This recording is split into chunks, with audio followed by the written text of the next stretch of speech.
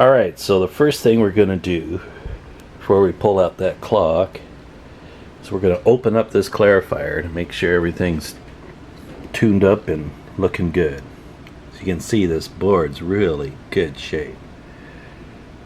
After I removed those 45 years of dust. Okay, so the first thing I do to open up the clarifier is back here, that's the TX transmit adjustment. And there, D30, I snip that, so that removes the power to that variable resistor. And you come over to this side and you see R119. Yeah, you cut that, but leave enough there so you can solder to it. I'll show you how that looks. Alright, we're going to show you how this turned out. The clarifier mod of a D858 PLL radio. You can see there I clipped R119 and left enough lead there to solder that purple wire to. Now you see most of these instructions will tell you to attach that wire down here to this diode. Well, it's just too crowded down there. It's way down there. So what I do is I just pass that wire through, and you'll see that purple wire down here on the trace of that point, and that is your 8-volt rail for your PLL. So that's your constant voltage there for your clarifier. Alright.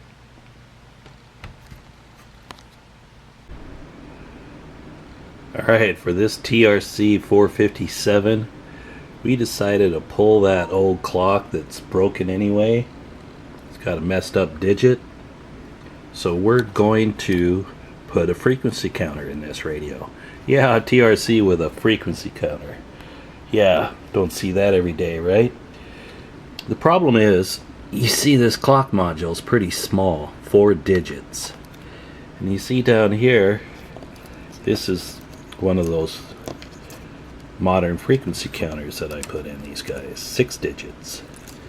Well, that's not going to work. I'd have to modify the front, cut the bezel, make it look real fugly. I don't want to do that. So instead, what I'm going to do is, you see this little guy here? This is a 6-digit LED display. It's meant for something else, but what I'm going to have to do is remove that chip on there and then solder wires to all of these little posts to the LEDs, and then wire them up to this guy where you see all the posts over here, and cut these LEDs off. Yeah, that sounds like a lot of work that most people wouldn't want to do, but what you can see here then is, check this out. These holes match perfectly. So this little module is going to go right in there. We'll line her up and fit that window. Yeah, it's going to be trick TRC457 with a frequency counter.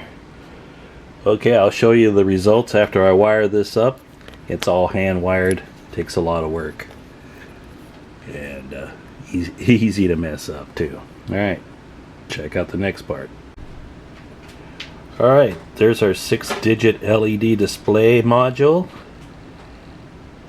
with the smaller LEDs.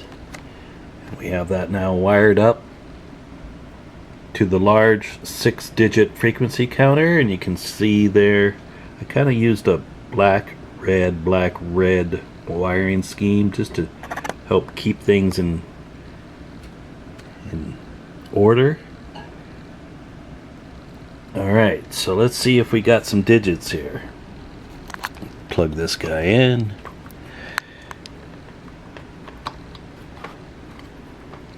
Okay.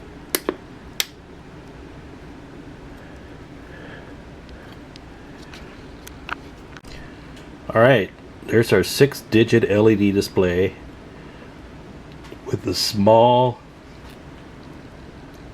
LED modules wired up to the larger frequency counter. You kind of see I used a red, black, red, black, red to keep my wiring in order so I could keep track of it.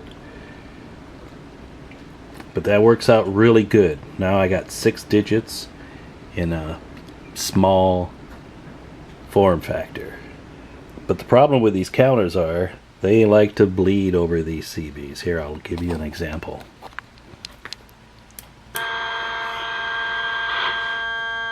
Yeah, you hear that?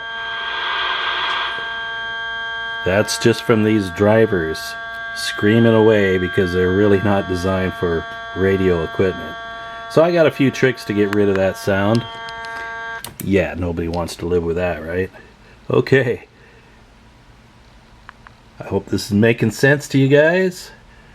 This frequency counter's display is too large. I had to shrink it by adding this smaller LED module here, and we're going to fit this in this window of the realistic.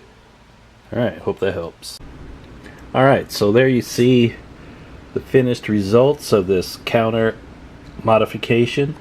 And here's a pro tip from Bruce.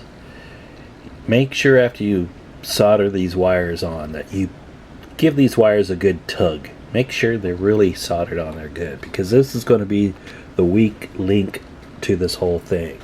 And you see what I've done here? Used a couple wire ties to keep them bundled together, and I'm not sure if you can see it, but I used some of this contact glue like this, just a little fix-all adhesive, and I actually get it down here and get it on the wires a little bit. Just give it something to hold these guys on. Same thing on this side too. Because once you get this thing put together, you just don't want these wires to come apart. Alright, on to the next section.